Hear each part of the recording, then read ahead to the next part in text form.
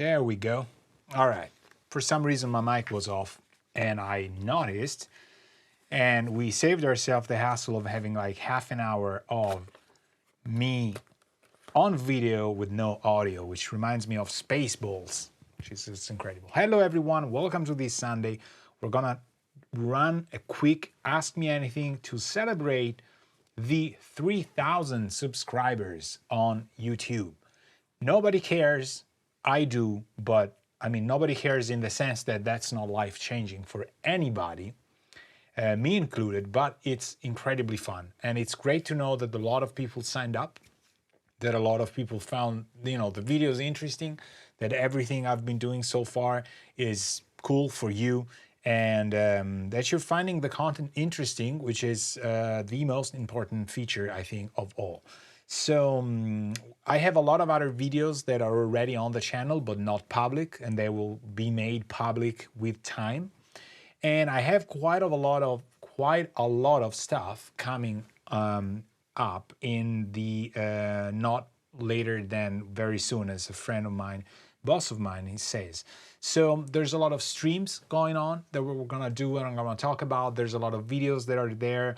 There's a lot of stuff with the sponsors that I have, people that products, brands whose products I've been using for so long, and brands whose products I've been only recently started to use.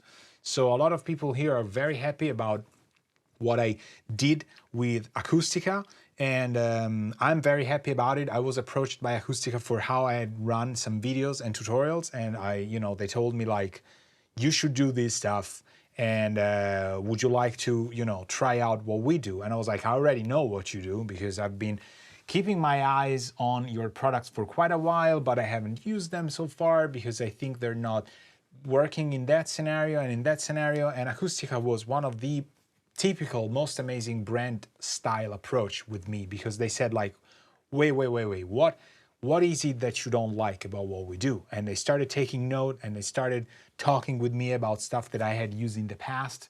And we started building this dialogue and conversation and communication, which is paramount, I think, for brands to develop some kind of, customer or whatever, user against brand kind of dialogue. Because from a production standpoint, you develop a lot of stuff, but that doesn't always translate to the real world of knowing how things work. So it's important, I think, to have people outside of your industry, that of your company, of your building, in the same industry, but not in your building, that know or use this stuff, because you might get some angle on things that you haven't thought about. So this was incredibly productive. There's other companies that make virtual instruments or that make other kinds of plugins, which are worth mentioning, that I'm going to do quite a lot of stuff with them, and I'm super happy about it. One of them is ADO. A lot of you people working with sample libraries know them. They are absolutely one of the best companies for sample libraries. If you don't know them, it's okay, because you're probably not from planet Earth, but they've been making libraries for quite a long time, and they always come up with something special and musical, which is super important for people that are composing, like I do. So that's one. The other one is my old sponsor and plugins I've been using for a lot of time, Mac DSP. I absolutely have those plugins everywhere in my work, and I'm bringing it in with other teams that sometimes don't use them, but because of how I compose stuff and bring it into the video game industry stuff, they kind of have to. So that's kind of cool. There's gonna be a lot of products and stuff that MacDSP is working on, which is incredible. I really love how streamlined, how Colin thinks, and how the products are developed. So that's just one of the few things that I would mention. So these three things happened in the past. It's streams and work that I've been doing with them for now over a couple years at least, and then there's a new stuff coming in. So you've probably seen videos with Baby Audio. That's a fantastic plugin that I've done a video for. That's Smooth Operator, and I have it now in my templates, and it's always ready to use if you haven't checked it out, because it's one of those equalizers that are awesome. It's a smart EQ, and it's so simple to use, and it's just fantastic. So that one's definitely going to go in your list. It's inexpensive, and it does something that other plugins don't do. Trust me, they don't. So you'll hear it in the video. Then there's the folks at Liquid Sonics. Simply one of, I don't want to say the best, because nobody can say like that's the absolute best, but if you think reverbs, it's in my top 3 brands of reverb makers. And Liquid Sonics makes Reverberate, Seventh Heaven, they make rooms for 5.1 and surround sound. They are insanely good at what they do. They developed this Fusion IR system that allows for reverberation, convolution reverbs to sound even better than they usually sounded like. They're insane. They're just, I mean, if you don't know those products and you work in any kind of audio related environment, check them out, because the people at Liquid Sonics are insane. They sampled also, from a technical standpoint, some units that are super hard to find, some Sony reverbs, some stuff that some Yamaha Rev 1 and stuff that you wouldn't easily find around, either in hardware form or software form. And they've made them. So Verb Suite Classics has a lot of those. And just for having things that are super hard to find and are iconic for some of the sounds of some, you know, people and records that you've listened to, they're worth checking. But the quality is astonishing. I've done videos with the good people at, I wanted to say that too early, at Sonimus. The people at Sonimus are also fantastic developers if you need streamlined, down to the ground, and 100% cool sounding stuff.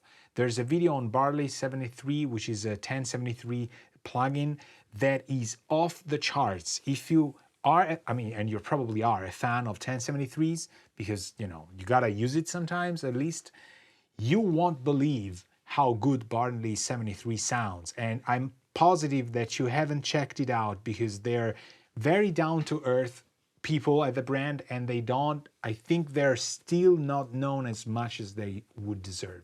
So that one, Satson.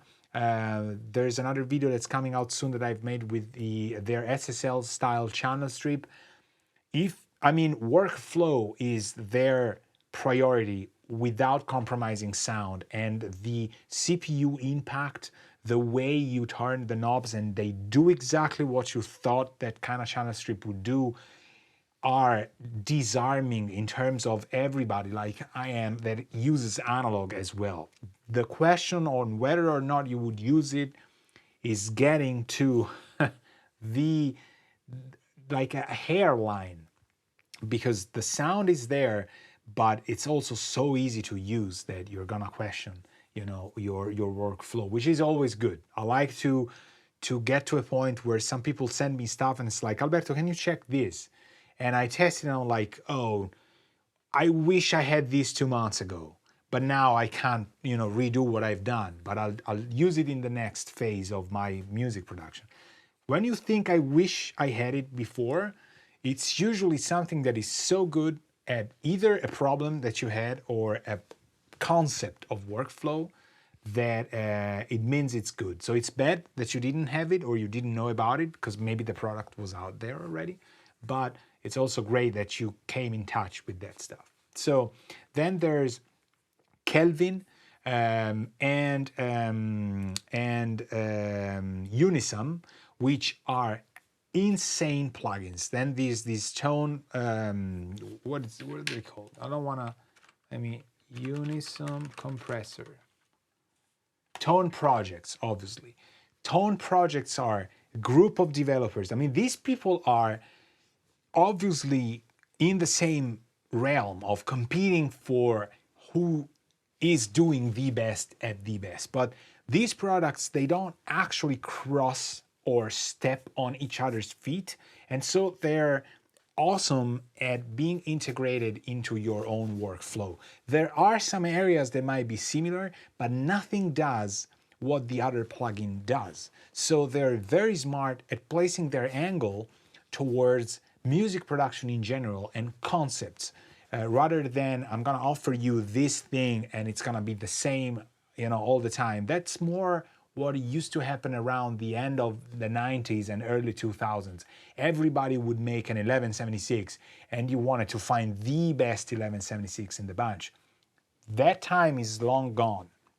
There are 1176s around, obviously, everybody's still making them, but people are rethinking the algorithms in workflow terms. So I like that they're going backwards. They're reverse engineering the concept. So they go like, what do people need to get to a sound that is gonna work for a soundtrack, for example, for a movie? If you wanted to have that kind of style, that kind of sound, that kind of thing. And they reverse the concept and come down to the actual plugin from the end user standpoint. Kelvin is a tone shaper off the charts. The saturation elegance that that thing has and the control that you have on it is just beautiful. It's just next level. So for a console for video games, you would say it's next gen, right? It is next gen. Unisum is the omni mastering compressor that you might use in digital. It's insane. I wrote an email to Tone Projects where I said, like, you should hide because your algorithms are almost a problem. You are probably the one brand that is sitting on the verge of how are you capable of doing something like this? Because the transients in the time domain are the toughest to do in digital, in my opinion, and in a lot of other people's opinions. But we're getting there. Like, there is a level of elegance and integrity in whatever passes through these plugins that is just beautiful. So this is just to name a few brands that I had the honor of covering in terms of what products they do. And everything that you see that I'm covering is always 100% stuff that I use. And I'm telling you this because I get a lot of other requests from, I don't have a super huge channel where people, are gonna be seen by the whole world. But I appreciate that a lot of brands that I've worked with in the years have passed along the word that there's no BS with me. There's just no, kissing behinds just to make sure I go somewhere. I don't care. My career years are long gone. Whatever didn't happen. It's too late. So it's either it's stuff I like to use and do, or it's stuff I don't like to use and do. And it's just that simple. I don't care. And the fact that I don't care and the fact that I've always been honest with the feedback is making brands think like, okay, he's gotta have it. And he's got to try it, and it takes me a lot of time to beta test this stuff to make sure that they get the feedback, because they don't need people that say like, it's amazing, bye, boom, quit. They need people that actually constructively criticize stuff without being too anal about stuff like, oh, that warm button is 2 pixels down. I mean, that's interesting. Sometimes you need to have that kind of detail. But there's other people that just make sure that they have something to complain so that they look about being good beta testers. These years are gone. These brands know exactly what game you're playing, because there's a lot of people out there that are playing games with that. I don't care, and I don't have time to use everything. And I had companies that I've tried, whose products I've tried, and I was like, oh God, I don't know how to break the news to them. It doesn't sound good, in my opinion. It shouldn't sound like this, should do this. There's no, I don't know, value in it, blah, blah, blah, whatever. And I just wrote them straight away. Some of these companies have never replied to me and never, ever contacted me again, ever. But others did. And they were like, I appreciate your feedback. What do you think if we did this? And they came back with actually something else. So probably they had this common, feedback from other people. They had somebody just, saying pretty much the same stuff, and they were persuaded somehow. I don't know, but it worked. It worked for them and for me, because in the end, some products really got developed better and sounded better. So it's fantastic. So, this is all we're going to do. And I'm going to talk because there's some questions that I had. So I have 3, 4, 5, 6 questions that I've narrowed down. And if you have them, obviously you can write them in chat, but I usually come up first with questions that have popped up around. So The first question that everybody asked in the past month or so is, what kind of computer do you have for music production? I have two. The first computer I have is a Mac Pro from 2012. So it's 12 core Nehalem. So it's from 2012 Mac Pro, the last generation they did before upgrading the Mac Pro line to the sort of like trash can thing or little toaster thing, whatever they did. So this is the grill version of it. And that thing is running Pro Tools HDX only. So that one has a card in it, an external cable that goes to my Aurora HDX, whatever, and it's just used for the tracking and the mixing capabilities, whatever. But I usually use it for tracking stuff. So it is there. There's tons of plugins that I've gathered in the years.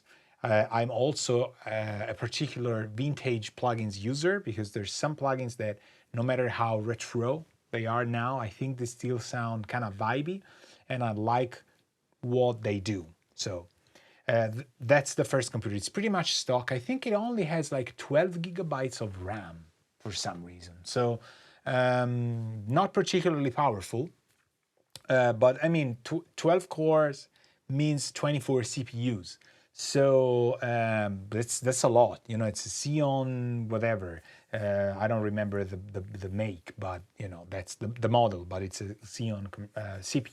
So it's a pretty good architecture, still works. Obviously, the HDX part takes off a lot of the load from the CPU, but it's also a powerful computer. So that's gonna stay that way, never gonna change. I'm never gonna sell it probably because that's gonna do the HDX part. And when Pro Tools gets upgraded, I probably won't upgrade because probably won't even work, I think. It won't probably do much, you know, but whatever. The computer that I have here that I'm running through what you're seeing here is a PC instead. It's a custom built PC that I have built myself because I am a huge PC geek, building whatever person. I have not done custom water loops in my life yet. Maybe I will in some years. Haven't found it particularly useful in my case, but super fun for sure. And this one is an Intel 9700K with 32 gigabytes of RAM and a lot of M2 SSDs and a lot of normal SSDs and a lot of 7,200 RPM, whatever, regular hard drives for storage. So there's around 3, 2, and 3, plus the external ones. So there's like a lot of them that I have. Actually, no, there's like 2 M2s, 3 SSDs, or maybe it's like 222. I have to check this out. 222. Yeah, okay. So I have 2 M2s, 2 SSDs, 3.5 inches, and then 2 regular 4 terabytes, huge hard drives that I use for storage, video footage, all that stuff. This one is the computer I use for all of the composing, and it's the computer I've always used for composing the latest soundtracks and music I've worked on since before the lockdown. So that's like end of 2019. We were lucky to build this. My wife has a different computer that I also built. It's an AMD 3700X. Awesome, also awesome. Liquid cooled as well. Mine is also LED lights, blah, blah, blah. It's nice, it's fun, you know, it's a custom thing. You build the PC that you like. It's a fun thing. As a gamer also in my younger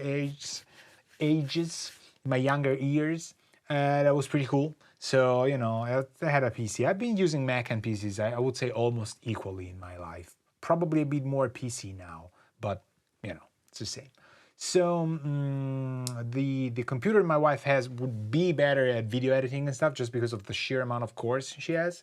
But mine has a little bit of a better single core speed, if that matters. So sometimes it does. Some plugins and stuff, but you know, they both work. This is the computer I have, and obviously I won't go into all the specs, but that's the setups I have. Everything you've seen on the streams and the videos that I've been running is on this PC. that I've told you about. And I think 32 gigabytes of RAM is now kind of something you need, but I've written music with a lot of virtual instruments with 16, and I guarantee you that if you know what you're doing without even being too much of a meticulous person, you can do it. But you're gonna silver line the 16 gigabytes, and Windows is gonna say like, the hell are you doing? Why are you doing this to me? There's no memory left, and sometimes I would close Studio One and it would take Studio One, I think, like a minute or so to close, just because of the RAM being deallocated from all of the contact instruments and blah, blah, blah. But again, it worked. 32 is definitely better. I have 8 by 4, so that makes the 32. I don't have two 16. I have all of the slots filled with 8 gigabytes for those of you who know about PCs and stuff. So I have 8, 8, 8, 8, and so it's a dual channel thing. Might help, I don't know, but it's all stock. There's no overclocking. I'm also an overclocking fan. I've done it, tested it. I got pretty lucky with this hardware because it worked pretty well for overclocking, but I cannot overclock CPU and memory and produce music and think like it's gonna be stable. Because if anything happens and you lose your data, it's gonna be a bad day. So I don't want that. I'm pretty much happy about how it works in stock form, I gotta say. But it's definitely fun. So that's the computer I have. First question answered. Now, second question. Let me see what is best to answer right now. Let me see. The second question, something that all right. Well, those two that are very long, and I don't want to be that long on them, but maybe. All right. There was one that's kind of easy. So, do you use a console? Do you use touch screen? Do you use control surfaces? Do you use a DAW and mouse? I am a mouse and keyboard person. I've used some touch screens, and I've used control surfaces as well. I've used consoles, I wouldn't say that much. I've been in works where other engineers would use consoles, but I wasn't allowed near them, So I've done some stuff, yes, on AMEC, on SSL, and on Neve 50 series. But I was always kind of far from that. I mean, not far, but not like the guy in control of that stuff. I was either playing keyboards or piano or Hammond organ, or I had arranged stuff or written scores, prepped as an assistant when I was younger, doing that stuff. And just keyboard tech a little bit. I've done that as well, actually, yeah. And the studio had those consoles, so it was fun to see that.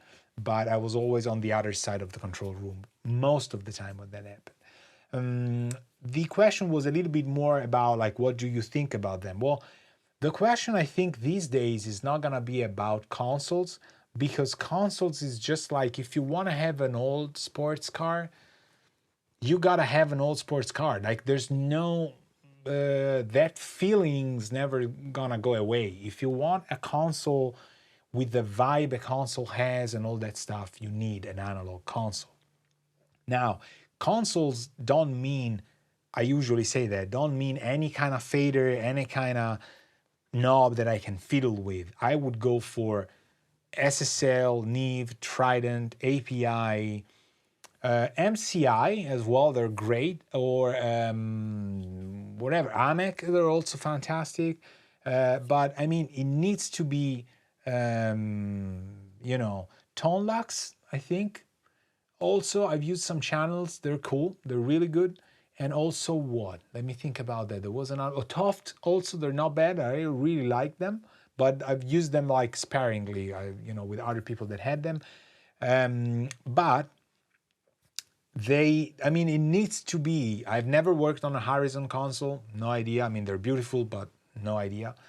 There has to be a reason for it, in my opinion. So that reason needs to be, it sounds fantastic. Remember that a lot of these consoles do not like to be turned off and on a lot.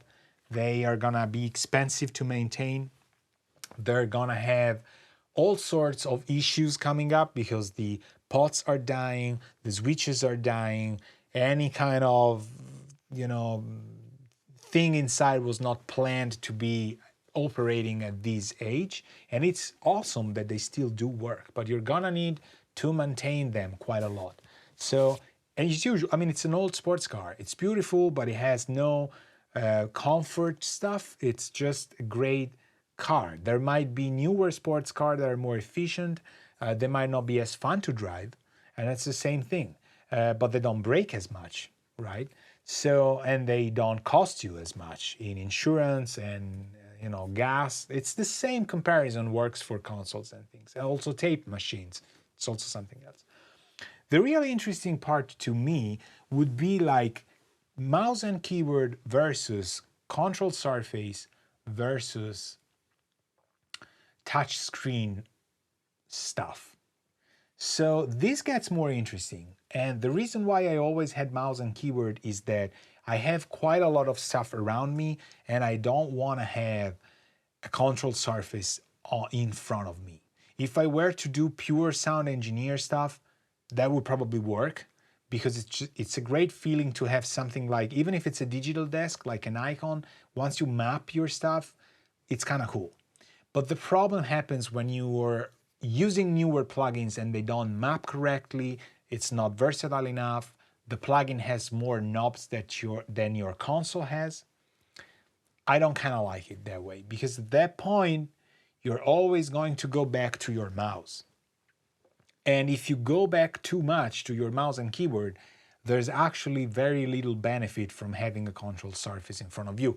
Maybe you can do volumes, maybe it looks cool for your clients, but I don't care.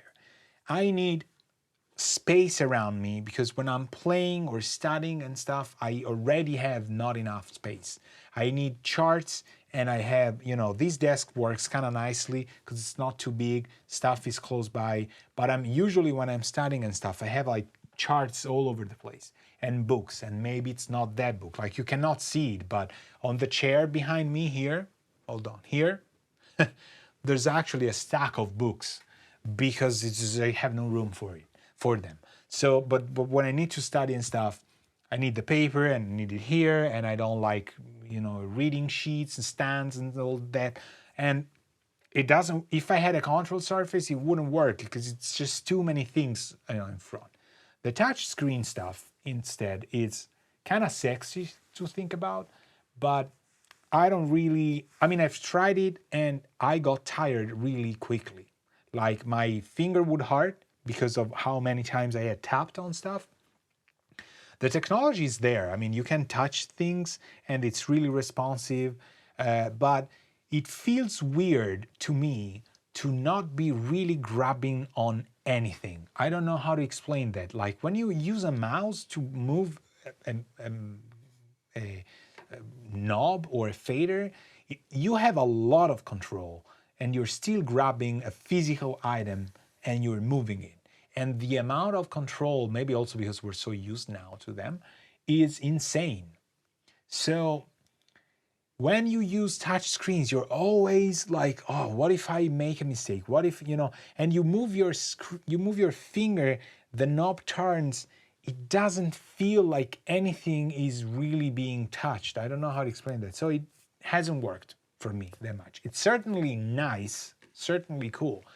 But if you give me enough time, I will go back to the mouse and keyboard. And I think that's a failure on my part if I had touch screens. And I don't know. Also, my shoulders would get tired and I hate to have, like staying like this. Because when you play keyboards and piano, you don't want to, contract your shoulders. It's just the worst thing you can do because then you're going to have, muscle pain. You're not putting weight on the keyboard. I don't like it. So whatever. I was always like, trying to touch the screen and doing that stuff, and it wouldn't really feel that good. But it on a technical standpoint and theoretical, it looks fantastic. So I'm always thinking like, maybe I should get a touch screen and just give it a try, whatever. Could something like that. But it hasn't worked so far. So that's going there. All right. These ones also I covered when I talked about it. Oh, this is interesting. Okay, we go back to the plugin world. Plugin world is, what is your favorite limiter? This is like, we go back to like super straightforward plugin talk. There was a second question, like, what is your favorite plugin in general? I cannot answer that because there's no one plugin that I like in general to say like that's my absolute favorite plugin. There's old plugins that I've used to the nausea factor. Like there's older things that I still have on Pro Tools. They have like a zero latency behavior, kind of like them. It's okay, but I wouldn't say I have a favorite plugin. I have a favorite brand? No, not either.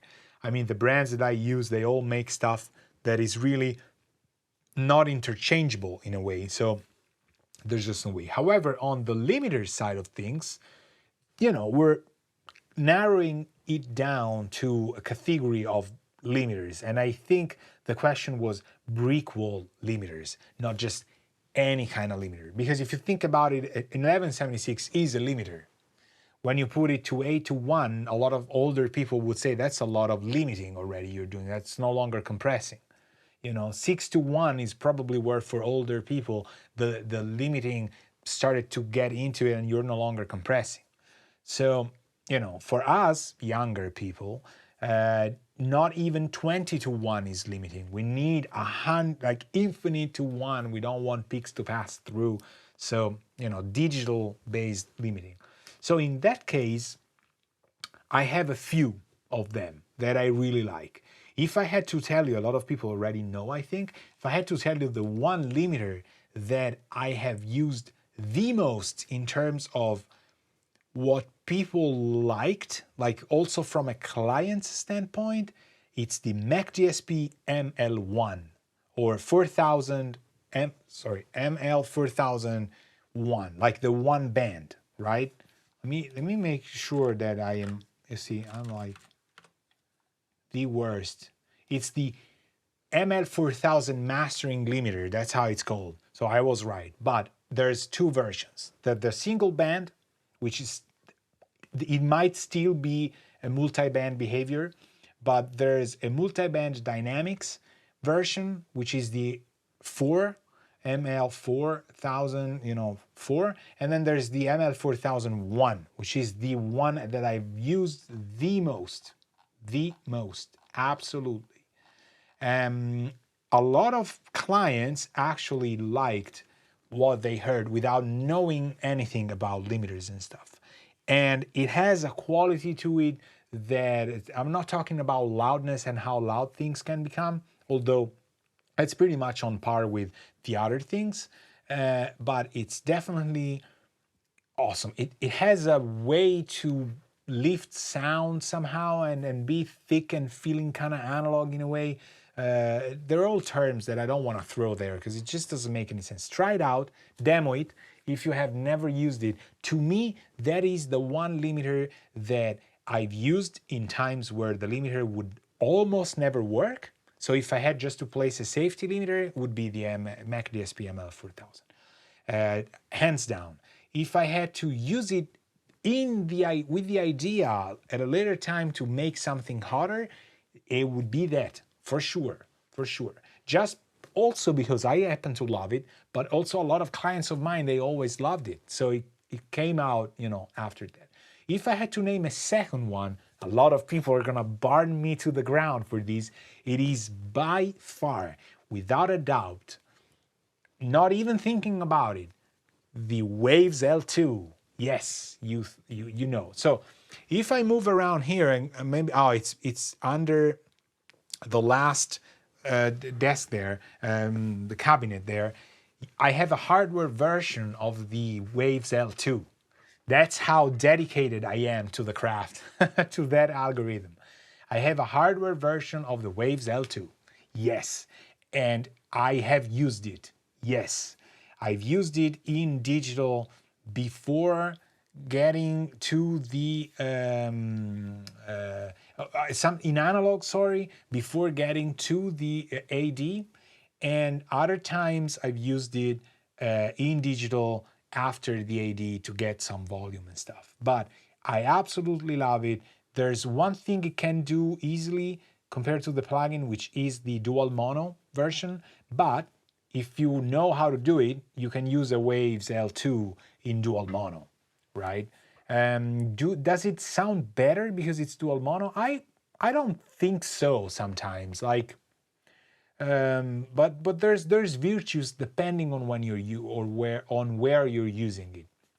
If you're using it on just a gentle shaving and stuff, sometimes because that one tom hit is all the way on one side, like I like to mix stuff extremely LCR and then take it from there with reverbs and delays and short delayed plates and stuff, just to make things not sound extremely LCR.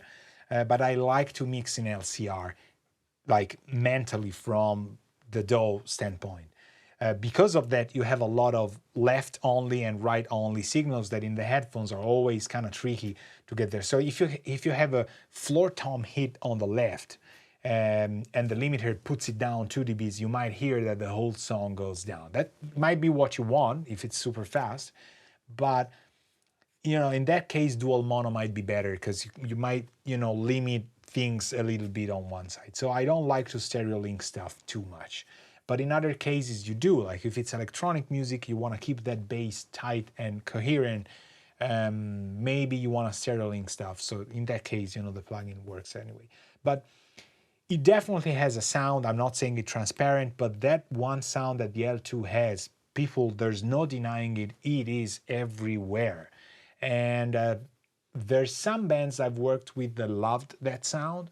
And for that reason, some of the rough mixes I would send them had the L2 sound. And so when we went to mastering, we kind of had to take that into consideration because they really liked it. And so in terms, like sometimes you break that and it no longer sounds that way.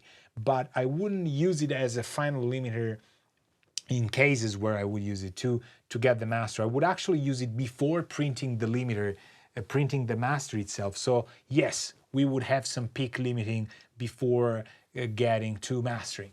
Who cares? It wasn't that much anyway.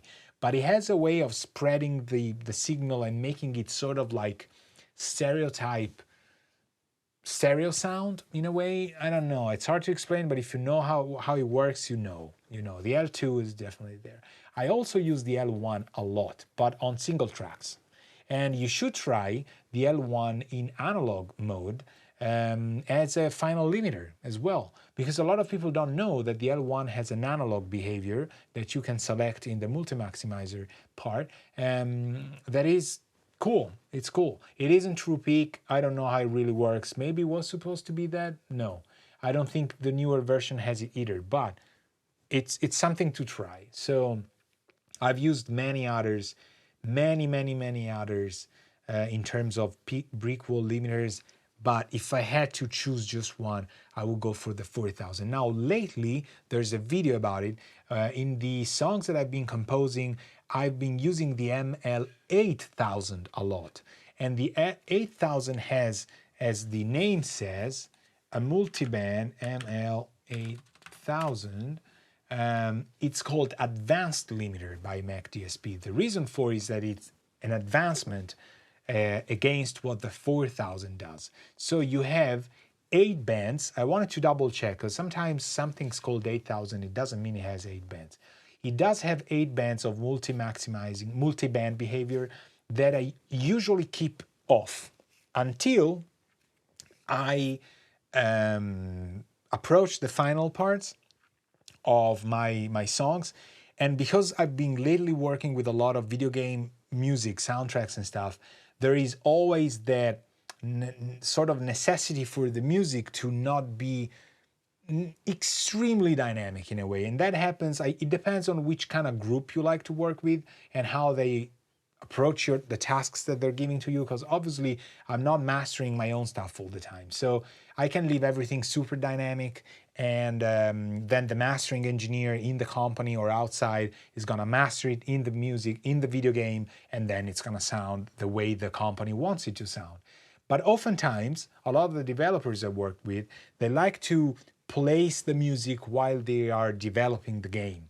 So I'm not doing anything massive, but I would say that the sort of band limiting that I do in my mixes help the translation be a little bit more forgiving, especially if you're playing with headphones, which is a huge part of the video game industry and the audience that is gonna listen to that music. But also, and more importantly, it's kind of giving me that edge, and it takes things under control. So check it out, ML8000 by Mac DSP. It has the capability of, for me, already keeping the 200 hertz into check and the 3.5 or something into check as well. And by handling those two areas, I think my mixes already sound cleaner in a way, and more defined and more balanced and more pro in a way. So I have a preset that I've made that I always use, and towards the end, I kind of like to see where the multiband is going. So that's really cool. I think I haven't done a test that the single band, like what they call the master section, threshold, ceiling, knee, and release, is the same as the ML4000, because it sounds to me like the ML4000. So if you disengage the multiband behavior, you only have the one band or whatever happens behind thing. But I like to use the multiband initially without snapping, and I just use it as an EQ, static EQ. A lot of people, there was a comment recently on my YouTube, was like, why do you use it like that? It's just a static EQ at that point. I was like, that's exactly my point. I like it as a static EQ from the get-go, and then I fiddle with it if I want with a multiband. I like the crossovers. I like how the bands work. I don't know. It works, and it's there as a placeholder when I reach the point in which I want the bands to interact. Because the stuff I write is incredibly dynamic, and a single limiter wouldn't actually always work because the low parts are too low, the high parts are too high. If I smash the high parts and bring up the low parts, it doesn't sound as powerful as it used to sound. So multiband dynamics is the way to go because they always keep things into check. So I really, really, really, really, really like it. ML8000. That's my answer for this. There's two questions now, and I'm gonna keep the last one for the end. I don't know if there's any person in here that is from some of the groups that I've been writing from.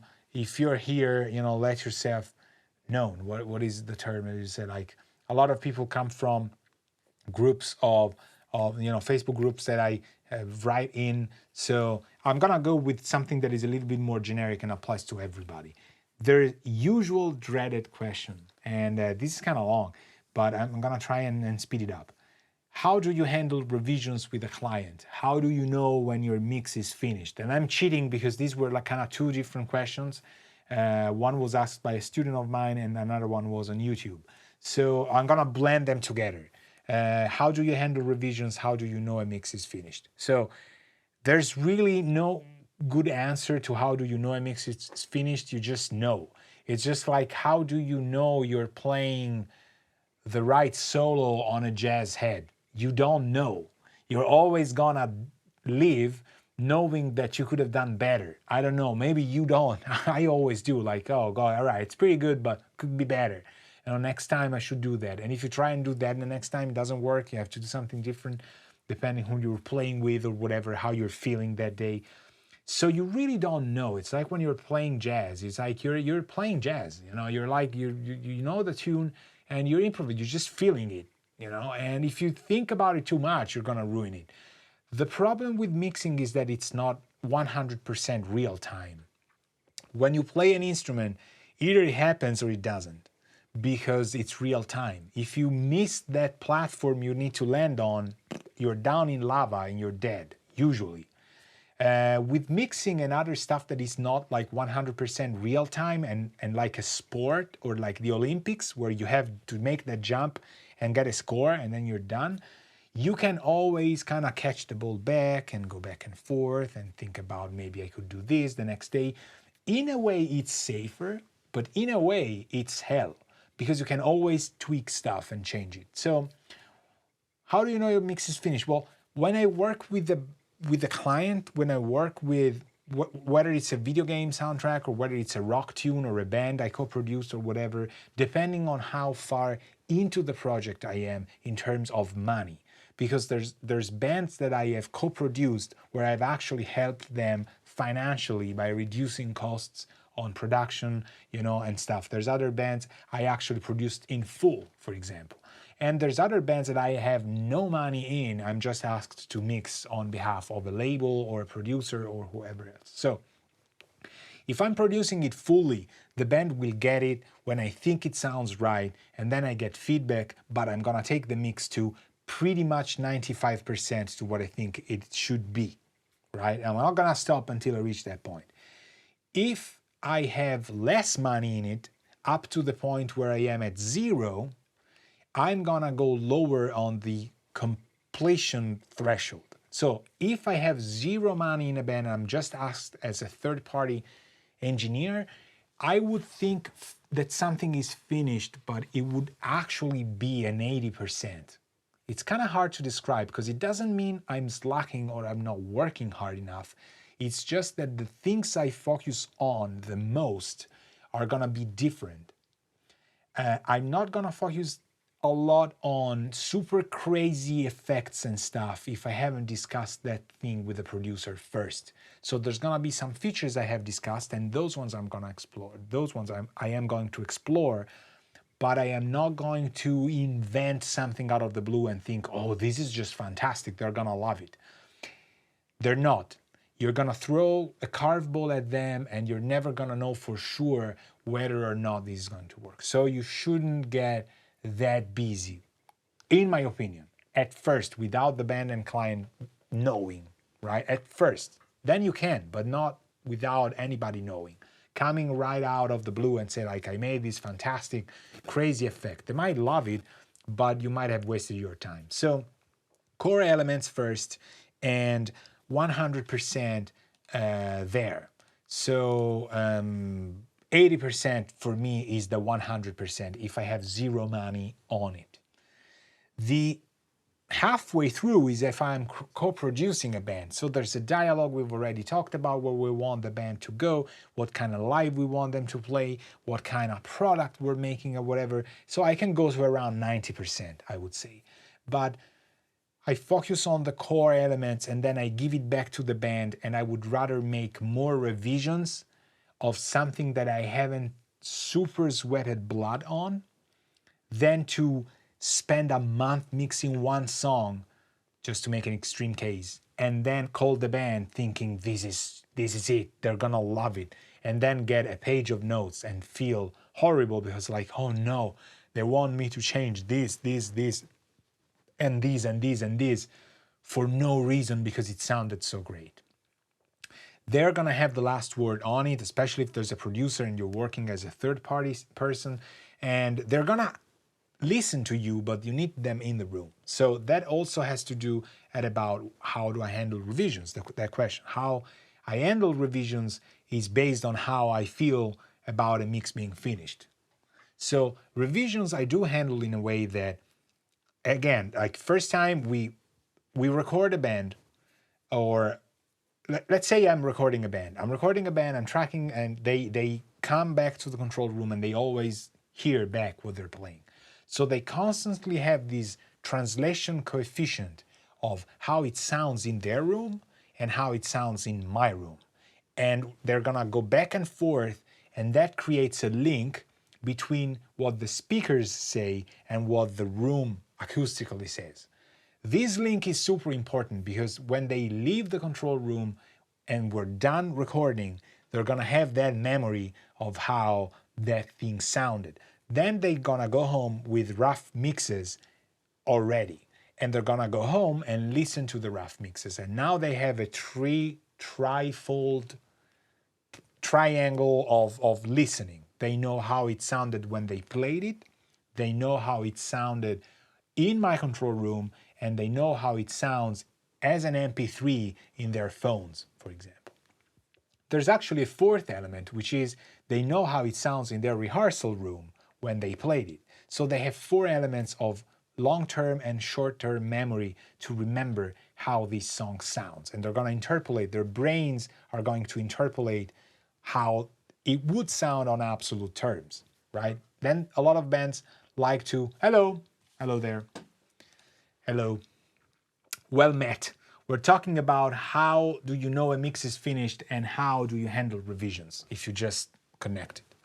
So I was saying, so once we're done tracking, they know how it sounded in my room, in their room while playing, in their rehearsal room, and they're gonna have MP3s. A lot of bands take it everywhere. So they like to listen to it on their stereo at home, on their smartphones, on their whatever. So those rough mixes are gonna be super important, and there are gonna be some ideas that I had already tried. I never track a band without a sound.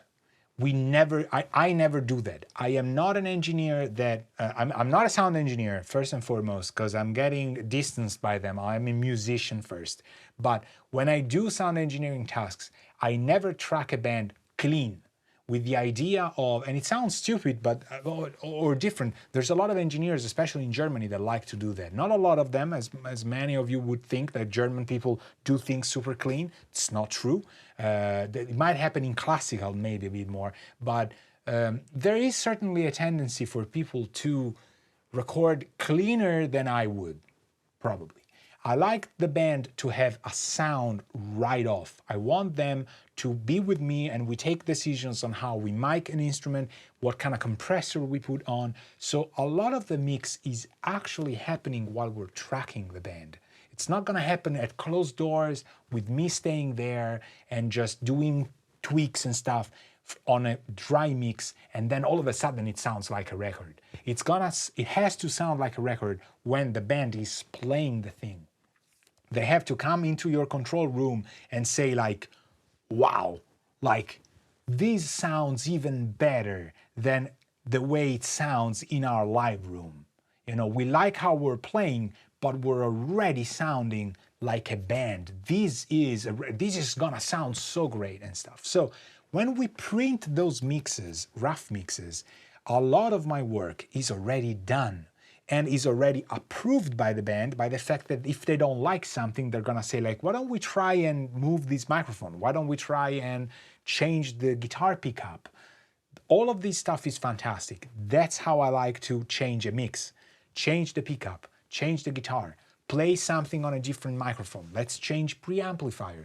Let's EQ the guitars differently. That's all mixing decisions. So once we're done with the tracking, we're done with the mixing as well for 60% of it. Sometimes I've done drums with bands that had so little tweaks on kick and snare that you wouldn't believe, I wouldn't believe it, because it would be like, this is impossible. I remember we tracked a couple bands with a D12, which I love on drums, on the kick drum, and I have a kick skin that has no hole. And I refused to drill a hole in my skin, you know? So I was like, no, we're not doing it. We're keeping it closed, and the kick drum has nothing in it. There's no covers, pillows, whatever. So fully empty, fully sealed, and heavy skins usually I like to use first, not light. So, you know, plastic felt, beater, whatever, and go. You know, and because of how it's tuned very low without a note, you actually have this puff kind of behavior, you know, of the kick, which you really love for, like, you know, rock stuff and things. So the D12 sounds not too bright, I gotta say, and it tends to sound more balanced when you put it around the rim of the kick. For as weird as it sounds, the closer you get to the rim, almost outside of the kick, the more balanced it sounds sometimes. But the thing is, the beautiful thing about that mic is that if you take an EQ, like if you take a Horizon EQ or you take a API, I think we brought it into the Horizons, the 32s, we took the high shelf and we just went like plus 12. You know, I think it's a 14 max, I don't know. You wouldn't believe the tip it has. It's all there. It sounds super dark, but it's all there. And that is already an amazing drum sound, and it sounds miles away from the old boom, like super dark. That's tone shaping. When we like that sound, we put it in parallel with other stuff. So distressors, transient designers, 1176s, and the mix just, came together and along with us and our choices. So that is the best way to start. In my opinion, that's when I got the best results. If you do things dry and theoretically, the band's not gonna play nice because the sound in their headphones, whenever they have headphones, to listen to the other musicians, it's not gonna be, emotional in a way, and you can't pretend that a musician plays greatly because they are pros. They're human beings first. Let's stop thinking that the guy with the cigarettes playing drums, that's somebody who's hired for something super simple that he can master and go home. But if the same guy would play without that freaking cigarette and just play the part, it would play better regardless of his level or her level. If it's a 100 skill player, they're gonna play 200 if they just concentrate musically on it. If it's a 10, it's gonna be 20, but it's gonna be better anyway. So if you have people who are passionate about what they're playing and they're committed and they hear themselves incredibly well, trust me, they're gonna track much better.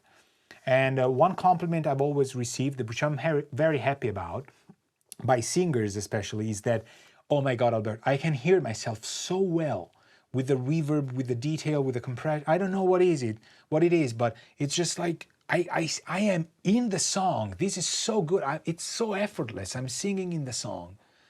And this is how you capture great performances, because if the singer who wrote the song is feeling it, it's gonna be captured forever. That's fantastic, right? So it's no longer about how you do revisions or how you think it's finished. It's about the sound you're working with all the time. And that's, I think, super, super, super important. Then I mix it, and then I give it to the band. And then, as I said, the more money I have into the artist that I'm co-producing or not, the more I'm going to approach the 100%. So if I am the producer, I'm going to take it at 99%, and then I'm going to call the band, we're going to meet, we're going to listen to them, they're going to get the mixes, and then I have some leverage on it, which I'm still going to listen to in terms of feedback. But because I am producing the band, I have my ideas, and they know that, and they're trusting me. Otherwise, they would not do the project with me. So trust is super important, and communication. There are two things that are super important. If I have half of the money in it, like I'm co-producing with the singer or with the entire band, then I go to around a 90% and say, like, this is how I hear you playing. If I am not entirely into it, like the producer is somebody else, then I'm going to 80% and focusing on the core elements and getting the core sound together. At that point, the producer is gonna say, okay, I like this, but the vocals have to be like that. I don't like that he's a little bit too bright. He tends to tell you that he wants a brighter voice, but I am the producer. I don't want the singer to be bright. It's too cliche, whatever. You create a dialogue and you work with the band. Sometimes even a microphone choice is disputed between singer, engineer, and producer, because you would like to put one, the singer doesn't want it, the producer says a third one should also be put. You never know. So there's, communication and trust are fundamental. Then the band comes, we listen to it, they give me notes, I edit it with them maybe, if it's not too many things, or some of the more complicated, we listen to it, and then they go home, they listen to it, we meet again. Usually I've done around 4 or 5 revisions with records that I, even the ones I've co-produced. From 3 to 5 revisions, there's usually a mix 0-3. So I do 1 and we do 2 and 3, that would be 2 revisions. And if it's a 5, it's 4 revisions. So sometimes I've hit 6, yes. I don't remember 7 a lot of the times. But again, I haven't worked with major labels that much to know. I mean, you're gonna reach 12, 13 revisions easily sometimes with major labels, because they change the project. Sometimes they bring in somebody else just because they want it to be a duet and it wasn't. So they're gonna re-record stuff and then, throws everything off the floor, off the table. So that's pretty much it. Like, how do you know a mix is finished? How do you handle revisions? It's pretty much that. The mastering side I oftentimes don't do, but there were 3-4 years in which I've done a lot of it, and the bands loved it. And I just need a lot of time between mix and master to be, objective on it, and to be able to listen to my mixes and go like, oh, this is so dark. Oh, this is nice. But I'm never not happy about the mixes I've done because of the dialogue, communication, and also workflow. I think if you have a solid workflow, you're gonna know when the mix is finished just because you carried it out.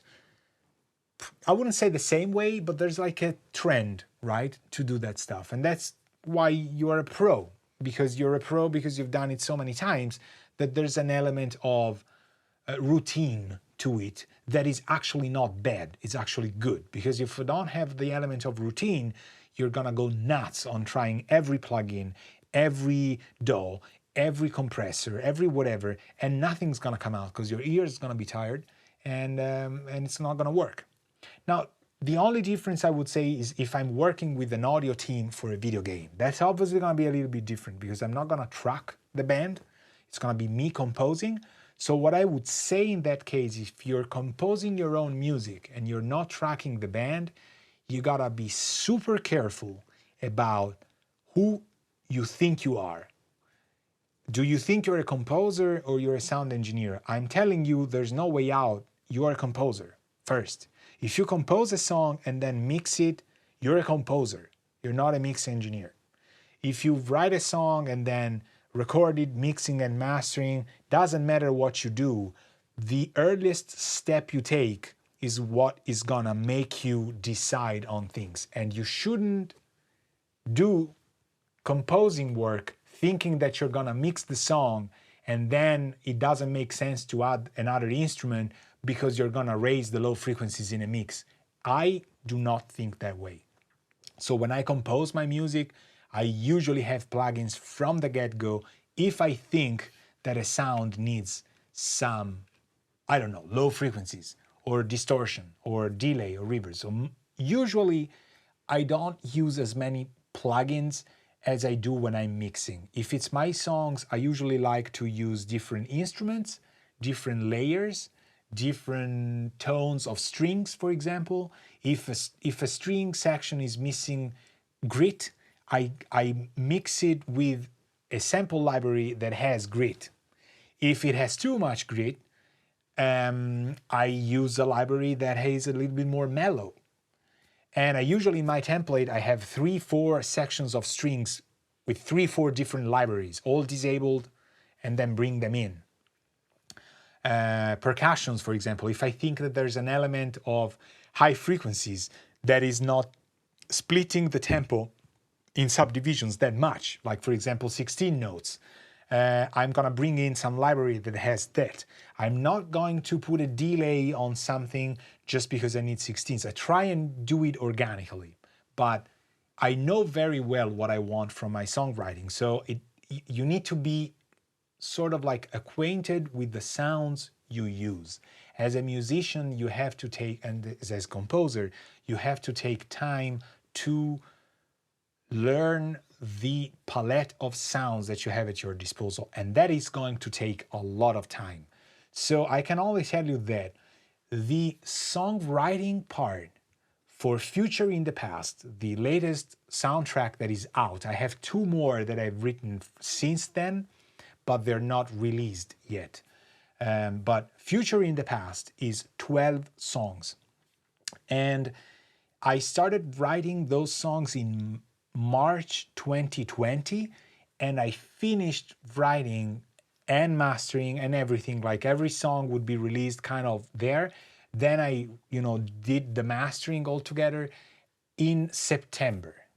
So it was March, April, May, June, July, August. It's 6 months for 12 songs. And it was lockdown time, and I almost never got out of my home. Like, unfortunately, literally. I was lucky enough to not get ill, that stuff, but I didn't have much to do because the studio was closed. We couldn't get any clients in, and I started writing. So it is 6 months for writing 12 songs. It's not that much. It could be much longer because I'm talking finished, like done, printed, don't touch it. The thing is, however, that before March 2020, I've spent almost the equivalent time, but I would say maybe 3-4 months to plan the sounds. And this, if I think about that, it's insane. And I would fear something like that time now. The reason for this is that I was getting back into the composing world. So I wanted a template. I wanted to learn some sounds that were out, decide which libraries I wanted to buy, which old libraries I wanted to resuscitate, right? To reinstall. And I tried a lot of stuff. And I wrote a lot of tracks that were dummy tracks, and I have them saved, but I will probably never do anything with them. I don't think they're worth, but it was a way for me to get back into the mood and the dexterity of writing music for a soundtrack. Then, at least from November to March or December to March, so it is 4 months, yes, I prepared, and in March, when lockdown started, I called some people in February and told them, the studio's getting closed, we're getting cancellations all the time, we're not gonna make a lot of money in this year, I think. So we're kind of doomed, we need to. So some friends I have, they are game developers, and they have been telling me for a long time, Alberto, why don't you write music for us, and blah, blah, blah. And I was like, oh, I don't have time, cannot do it. I called them and I said, like, I have time. Do you have projects that you want me to work on? And that's how it started. Now I wouldn't probably spend 4 months on preparing because I have a very solid template. I know my sounds. Sometimes it's just a matter of incorporating some specific plugins or stuff that I haven't used in the past, for example. But to get back on track was a 4 month of tests at night on par with that. So that's why when I do compose, then at the point, I don't get to use a lot of plugins and I don't get to do a lot of actual mixing. Sometimes I need them on buses if things are not blending well. But there's, I would say, 30% plugins and 70% virtual instruments work. So fiddling with the parameters, editing an instrument, adding a layer of something else, that is what keeps me going more. So, that's, I explain. It's done. It's done. We've explained, look at this tiny little list. There's only one thing that people have asked, and it's like, are you going to start the Nebula series? Which is a good name because Nebula is kind of a cool name. So I've got to answer this, and then if you have no other question, we're gonna say goodbye. So one of the series that that people have asked me a lot about, and so it's worth mentioning, is about a plugin called Nebula. So if you're watching this and you know that already, that's fantastic. If you don't know it already, it is a plugin that is capable of opening setups or programs. So think about it as something like Contact or whatever, Halion or Mach 5. It's like a software that by itself does nothing. You open it up and it's empty. But you can install libraries that go into that software, and then you can load them through that software. And they do tape machines, reverbs, EQs, compressors, whatever, So, hello there. Thank you. I'm reading the chat sometimes. If I lose messages, and I have it in front of me, so I shouldn't this time because I have my screen ready. So that part it's a library container in a way. So it has its own library, but there's a lot of third-party people that do develop libraries that are for sale, and they sound fantastic. The amount of work put into the libraries that Nebula has is astonishing. And it tells you that there are a lot of people dedicated to the craft of making things sound nice and right. So what makes Nebula nice is that it has a different way of thinking about emulating a compressor, for example, or an equalizer. So it's a different way. People were given the possibility of sampling their own gear. So there's a lot of people going out and finding compressors or stuff and, and doing it. So, exactly. So I'm happy you're looking forward to the Nebula series. A lot of people may be watching this, they already know what Nebula is, but just in case you didn't, that's my rundown. It's a software that allows you to load and install libraries in it, and those libraries emulate any kind of sound processor you might think of. So it's up to the developer to make it sound right. And it also has skins. So a lot of people develop skins for libraries that other people have made. The community is huge, and it's mostly very motivated to getting the best sound no matter what. So usually the downside of it is that they might be heavier on the CPU. So yes, to load one instance of one equalizer might be more intensive for your computer than it is to load a typical plugin in VST land. I'm happy, thank you. So you say, Matt, thanks a lot for your time and effort. AA with their Nebula and Aqua, they rule. Yeah. Oh, beautiful Buenos Aires. Hello, Matt. Cheers. Cheers. From Berlin, different weather. Think you're having it better there. So please have some mate and enjoy Buenos Aires for me as well, because Berlin is still kind of rainy, not that cool weather.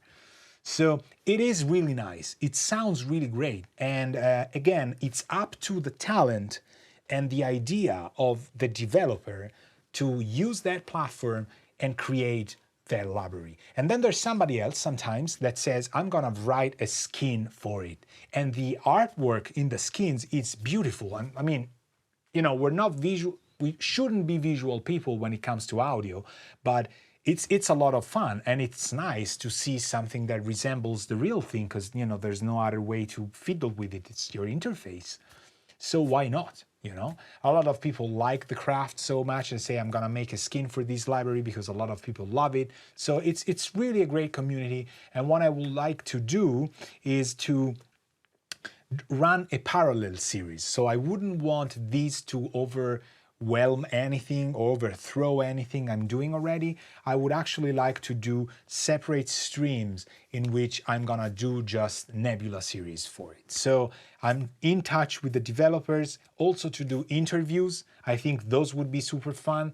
I already talked with Mirko from Analog in the Box. He's actually a neighbor of mine, because I don't think he's in Berlin right now, but he's from Berlin. So, we could have been closer. Maybe, if it wasn't COVID times, we could have run the interview here in the room. That would be cool. But I think he lives in Hamburg now, or Munich, I don't know, or maybe France, I don't know. It's probably not that close, but we're already in touch with, those people.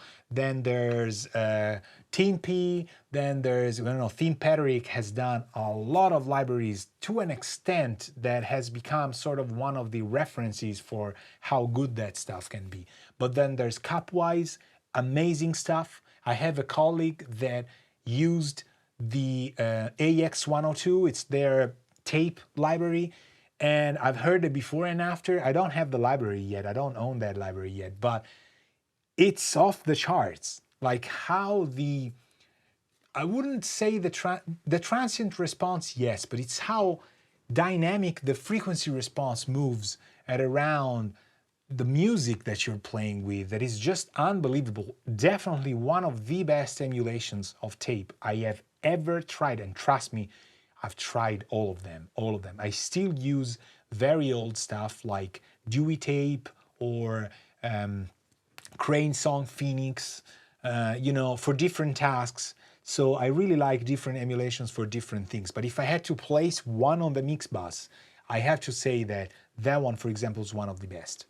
The other, Alex B from Italy, Alessandro, is insane. He's done such a meticulous job on channel strips, consoles, equalizers, stuff that is super hard to find, because he's one of the Italian gurus of electric equipment for audio. So he's done repairs, all that stuff and things. So he told me about adventures he had in sending material to Japan to sample some stuff. So he shipped it to Japan, and then the people in remote did the sampling, sent him the file. So super expensive sometimes. These people go lengths to get to capture something that is going to be awesome. So do I think that you could use just that one to do the entire mix? Maybe you could, but I think what it excels at is the heavy hitting. Like if you need one mastering EQ, no compromise, you're probably gonna land on Nebula land and say like, holy moly, the integrity of the audio passing through it is insane. And I think like, how cool is that? A company like Acoustic Audio developed something that lets people develop something. It's insane. And I don't think Acoustica is getting enough credit for it. Yes, they're doing the Aqua plugins, which are, standalone plugins, but the fact that they have released something that allows people to release libraries on their own is on par with what Contact has become, right? Only from the sample library standpoint. So a lot of people fiddle with parameters, and there's discussions on how you should set it up to get the best behavior, and you can tweak it in a way that Nebula destroys your CPU from how many cycles of calculations it has to do, but it's supposedly going to get so close to the hardware. And I think all of this is fun also. A lot of people love it, and the idea of getting as close as possible to the hardware is insane. And trust me, this stuff that you see here, and there's a lot of here in the task that you cannot see, is super expensive.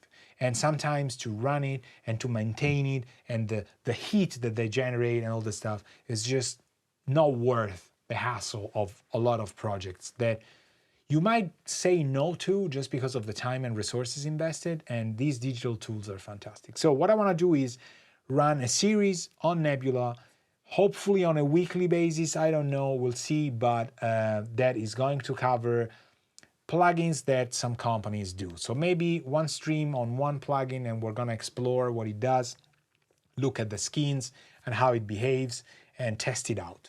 I think something as simple as that is going to be the most effective.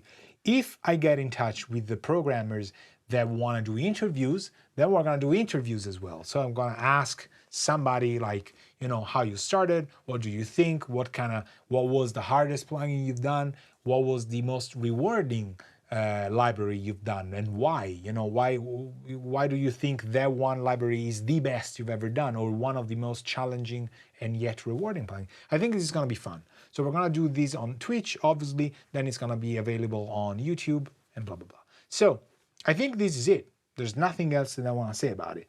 Did I touch on all of the questions that we had? Yes. So as usual, when I do this, I have I have a notebook where I write questions that I see popping up all the time. And then we do this sort of Ask Me Anything, and I cover these questions, and then it's going to be available for everybody. What matters is that we did this because I hit 3,000 subscribers, which is like insane. I have no idea how that happened. One day I look at it and I was like, oh, I have like 2,800 subscribers. And then I kept looking at it and it was like 20 every day or something. So easily in less than a week, it was like 3,000. So we're gonna definitely keep it up. If you haven't subscribed to the channel, I'm sorry to say such a cliche word, but please subscribe, because the more people are here, the more, we're gonna run stuff that is gonna be fun. All of these that I'm doing is, and it's going always to be, 100% free. You can support me for sure. I'm gonna tell you how. That's fantastic. So obviously, if you have stuff to mix, stuff to record, whatever, video games you need music for, I'm that's my job, so that's a different thing. But this stream started a year ago and a half, almost 2 years ago, as a way to help people who could no longer study or were locked in their homes or had actually lost some of the vibe for composing or being into music. So it started with a student of mine that couldn't go to their university to attend at the classes, and I would sometimes help me out with just scales and piano and musical instrument stuff.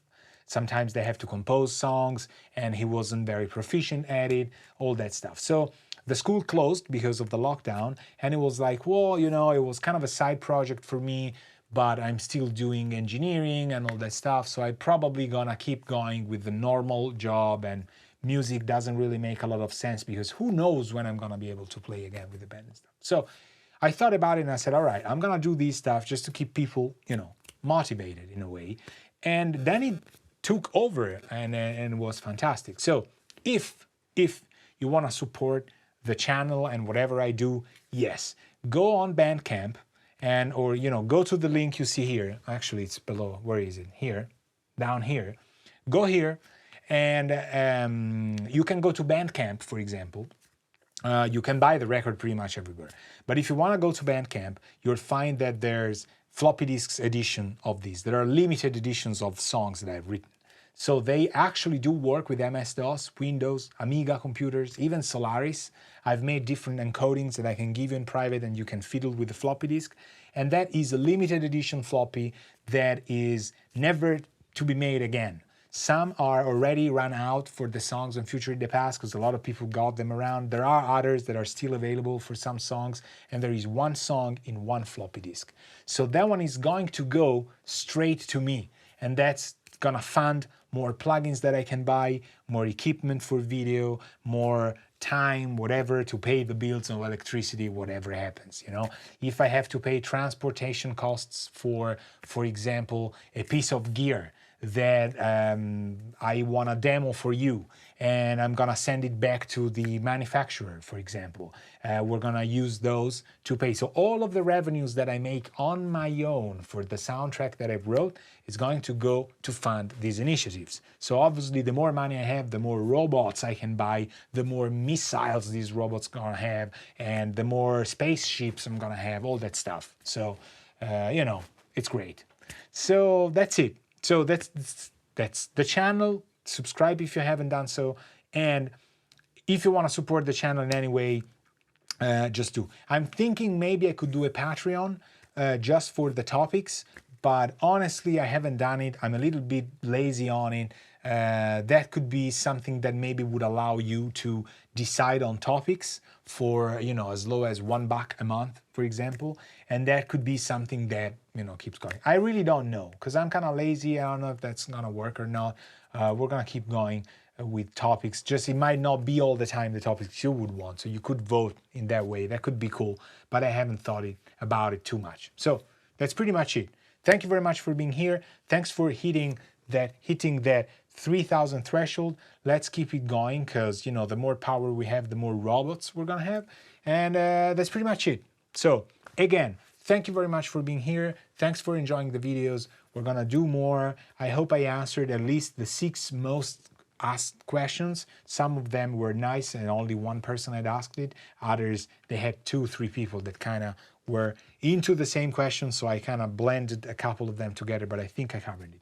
This video is gonna go straight to YouTube, so you can watch it again, and you can also watch it on Twitch.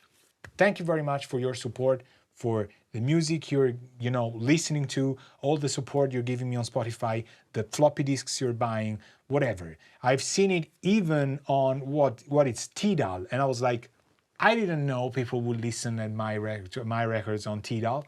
It's happening. So it's probably somebody who's watching the videos who's, you know, maybe not into cyberpunk soundtracks or whatever, but, you know, I hope you like the record as well. I think it's a great record.